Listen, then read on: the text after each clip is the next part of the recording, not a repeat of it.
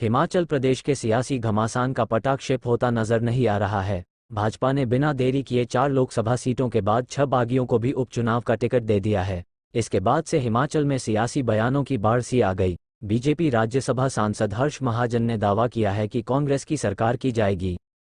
राज्यसभा के लिए सांसद चुनकर आए हर्ष महाजन ने दावा किया कि हिमाचल की 4 लोकसभा सीटों के अलावा 6 उपचुनाव भी भाजपा ही जीतेगी। कांग्रेस के और भी विधायक उनके संपर्क में हैं, लेकिन भाजपा को एक ही सदस्य की जरूरत है।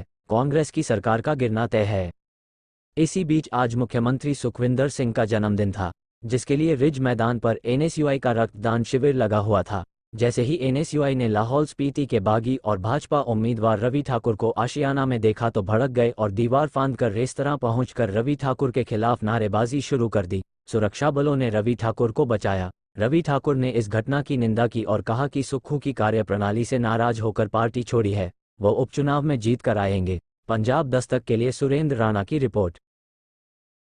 बच चुका है हमारा भारतीय जनता पार्टी का जो मोदी सरकार की सीटें चारों घोषित हो गई हैं और चारों की 4 सीटें, इसमें कोई शक की बात नहीं है, भारतीय जनता पार्टी को जाएंगी, नरेंद्र मोदी जी को जाएंगे। इनका इलेक्शन भी जो एमएलएज है, इनका इलेक्शन भी सेम डे पे है और इनके इलेक्शन का भी जो असर है लोकसभा का वो एमएलए शिप में भी पड़ेगा। और ये खुद ही बहुत सक्षम लोग हैं, 2-2, 3-3, 4-4 दफ़ा जीते हुए हैं और अपना एक कद रखते हैं अपनी कॉन्स्टिट्यूंसी में और इलाके में। और मैं समझता हूँ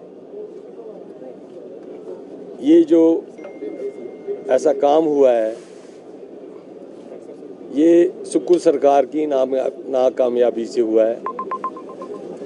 कभी सुक्खू जी इनको काले नाग बोलते रहे, कभी इनको बोलते रहे कि बिक गए हुए हैं। ये कोई बिका नहीं है, ना काले नाग है, ये सारे सुक्खू जी से तंग आके अपनी कॉन्शियस से इन्होंने मोड़ दिया है और बिकने का तो सवाल ही नहीं उठता, ना ही खरीदने की जरूरत पड़ी, ना ही ऐसा कोई विचार था।